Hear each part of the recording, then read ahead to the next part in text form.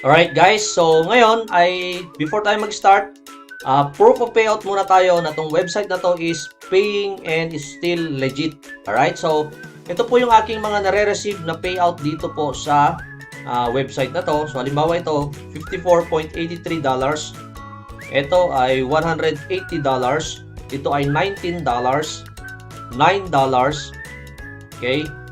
$27. $33. $31.56. Okay, $9 and hindi na po yan. So, yan po yung mga nare-receive ko dito sa website na to.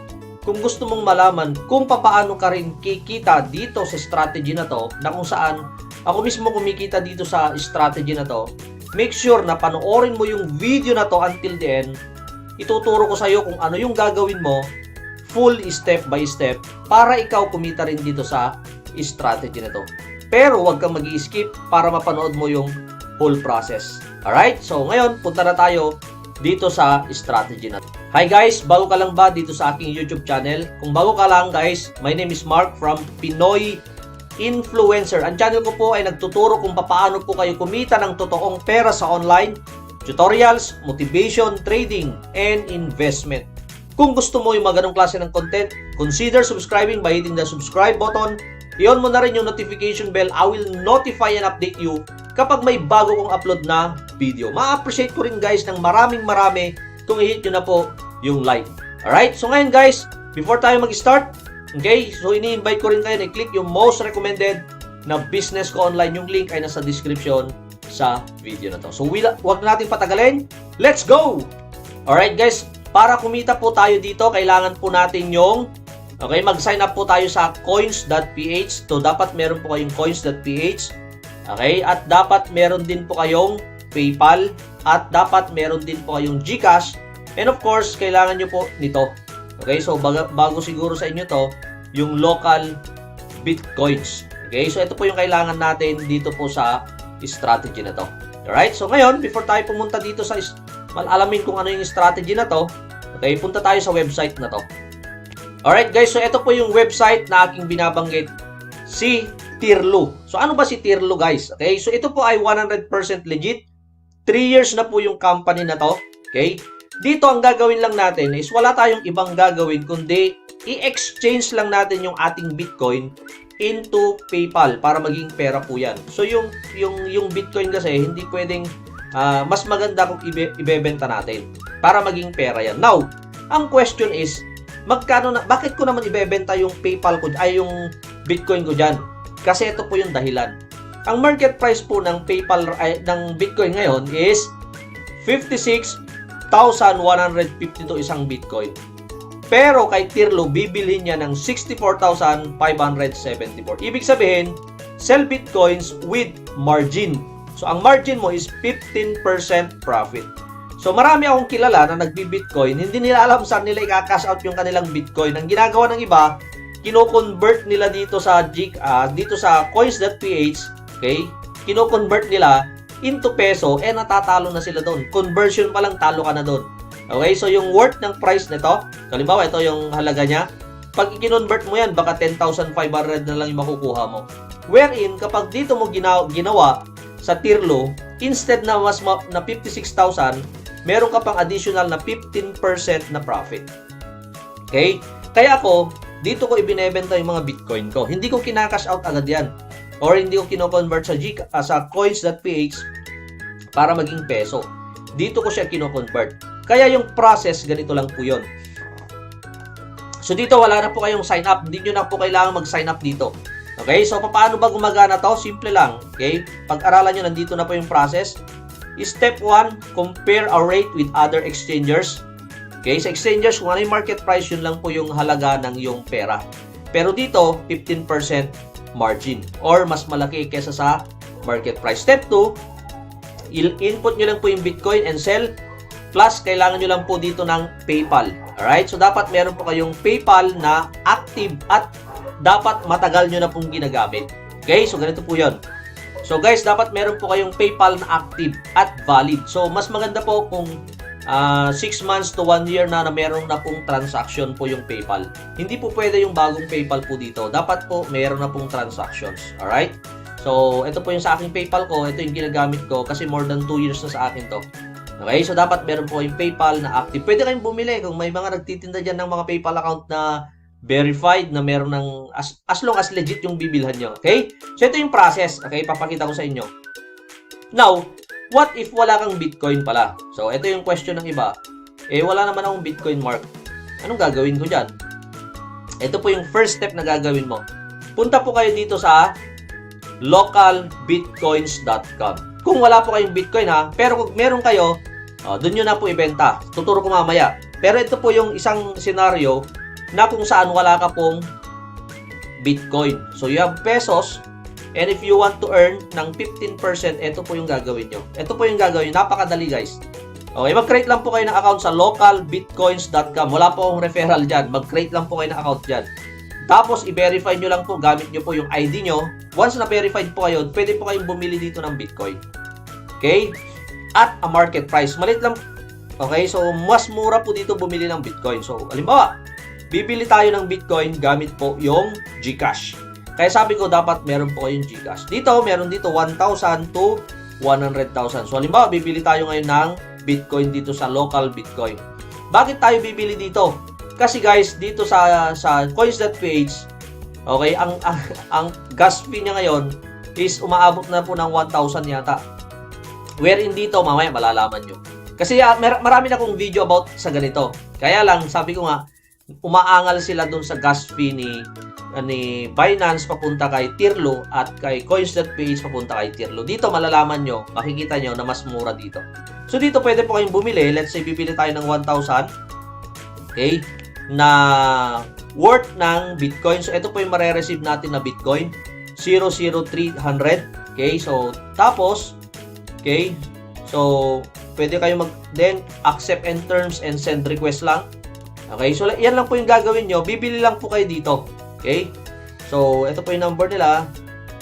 Okay? So ito advertisement and then send. Okay? So ganyan lang guys, oh. Waiting for buyer to confirm payment. So, ito, aralin nyo na lang guys. Meron namang mga step, okay, step by step tutorial dito kung paano kayo bumili ng Bitcoin dito sa local Bitcoins. Para, okay, your contact is sent. What's your email? So, check mo lang yung email na ginamit nyo dito, okay, para malaman nyo na okay na siya. Okay, so, babayaran ko lang dito gamit po yung GCash. Pwede po nating bilhin. So, bibili tayo dito ng Bitcoin, ibebenta natin kay Tirlo. Bakit? Bakit dito tayo bibili? Kasi ito yung dahilan. Okay? So, ito po yung dahilan kung bakit mas maganda po dito bumili ng Bitcoin kung wala kayong Bitcoin, papunta kay Tirlo. Bakit? Kasi ang transaction fee niya lang is 0.00. Ito lang po yun, oh. Yan po yung transaction fee niya lang. Kung i-compute mo yan sa ating calculator, okay? So, halimbawa, ilagay natin dito. Yan. So, i-multiply lang natin yan sa kung magkano yung Bitcoin ngayon. So, sabihin na lang natin is 56,000 ba yung Bitcoin ngayon. Okay. So, 3.78 lang po guys yung transaction fee or gas fee niya dito. Papunta kay Tirlo. Okay. So, ganun lang kadali. Tapos ngayon, ganito ang gagawin lang natin. So, halimbawa, punta tayo ulit dito. Okay, pupunta lang tayo dito, i-enter mo lang kung magkano yung ibebenta mo kung magkano yung nabili mo dito kay local Bitcoin, eto rin po ibebenta mo dyan. Let's say, magbebenta po kayo ng 0.003, okay, or 005. So, mas maganda po, kung 15% yan para may profit kayo lagi, minimum of 3,000 guys, minimum of 3,000, okay, pwede na po kayo mag-buy and sell once a day. Okay, so, halimbawa, 0.008, or 9. Yan. So, halimbawa, ito po yung ibebenta nyo. Ilalagay nyo lang po yung email nyo dito. PayPal email, then start exchange. Click nyo lang po yan. And after that, okay, copy nyo lang po ito, copy amount. Punta lang kayo dito sa local Bitcoin. Ang gagawin nyo lang dito is isesend nyo lang yung Bitcoin nyo. Ito yon. Okay, dito nyo po ilagay. Okay, so yung amount, dito po nyo ilagay. V. So, and then dito sa Tirlo, balik tayo kay Tirlo. Ito na po yung process mismo. Okay, copy address. Okay, balik tayo sa local Bitcoin. Ilagay lang natin po yung Bitcoin address dito. Ayan. And then, okay, so ito po yung ilalagay, ito po yung naging amount niya in peso. Okay, continue mo lang. Okay, and then send mo lang. Ang gagawin mo na lang is wait for 4 to 5 hours, meron na po sa inyong PayPal. Dito nyo po mare-receive yung kita nyo sa inyong PayPal.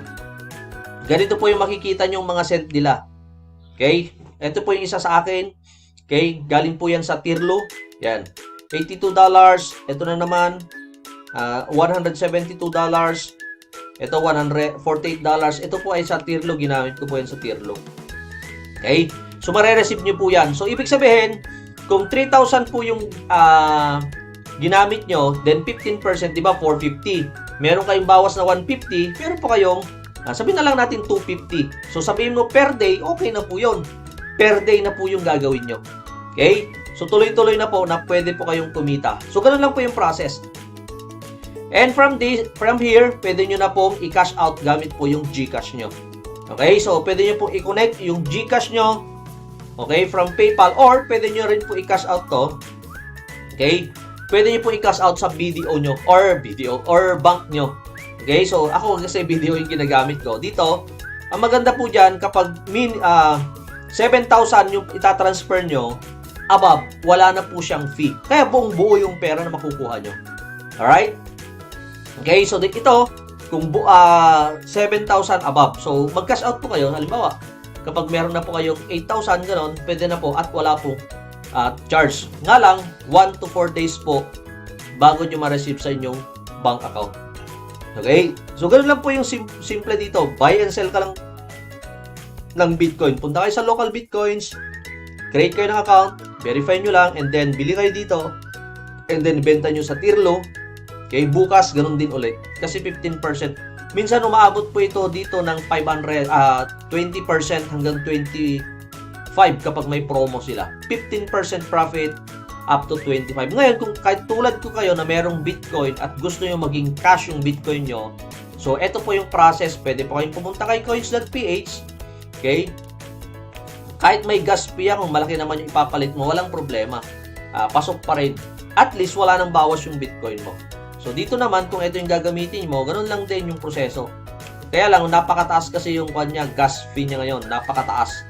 Umabot na po siya ng 750 hanggang 1,000 yung gas fee ni coins. Yung Bitcoin ililipat sa isang wallet or Bitcoin wallet. Okay? So, sana guys, ito lang po yung video na aking may share. Sana nakuha nyo at nasundan nyo yung exact process. Okay? Itong mga to ay, sabi ko nga, kung di nyo nasusundan to ngayong video na to, meron pong mga video sa YouTube kung paano po kayo mag-create ng account kay local Bitcoins, paano mag-verify, paano kayo mag-buy, paano kayo mag-buy. Okay, gusto nyo magbenta ng Bitcoin din dito, pwede rin po yun. Okay, so yung pagsesend, itinuro ko na sa inyo. Send Bitcoins, ito yon. Kung receive naman, ito naman yon. Okay, so ganun lang yung process. At dito naman po sa Tirlo, ay wala na rin po kayong hindi na kayo magsa-sign up dito. Simple lang, yun lang gagawin nyo. Ilalagay nyo lang po yung dito. I-input nyo lang po yung kumbaga yung kung magkano yung Bitcoin na ibebenta nyo, and then yung PayPal na active. Inuulit ko, dapat po yung PayPal nyo ay hindi bago. Dapat ay matagal na siyang ginagamit. Mas maganda pa nga kung ginagamit yan sa international transactions.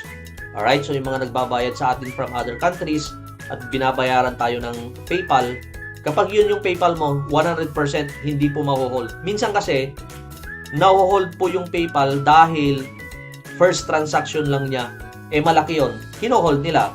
Once na-hold pala is 14 days to 21 days, hindi nyo po may lalabas yung fund. Pero after 21 days, i-re-release din ni PayPal, makukuha nyo rin po yun. Okay? So yun lang aking may share for today. Sana guys, nagustuhan nyo yung aking YouTube video. Okay, if you have questions, feel free na mag-ask kayo ng questions dyan sa comment box. So once again, this is Mark from Pinoy Influencer. Thanks for watching and see you on my next YouTube video. Thanks and bye-bye.